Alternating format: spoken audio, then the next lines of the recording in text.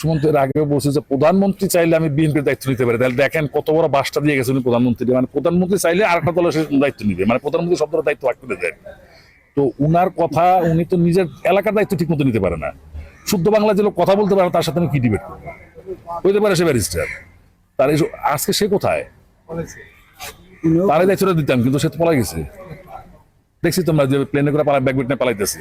তো সে বলে দায়িত্ব বিএনপির মতো দায়িত্ব সে নিতেছিল, আপনি বুঝলেন না? এবং বিএনপি আসলে কি হবে না হবে উনি এত বুঝার কি? উনি তো পলিটিশিয়ান না, উনি ইতিহাস সম্বন্ধে কম জানেন।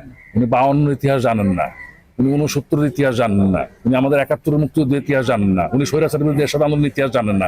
জানলে উনি এই কথা বলতে পারতেন না। সমস্ত আগে নেতৃত্ব ছাত্ররাই দিছে, এবং ছাত্ররা নেতৃত্ব দিয়েই এক একটা এই অপশক্তিগুলো বিদায় করছে, তাদের অধিকার প্রতিষ্ঠা করছে।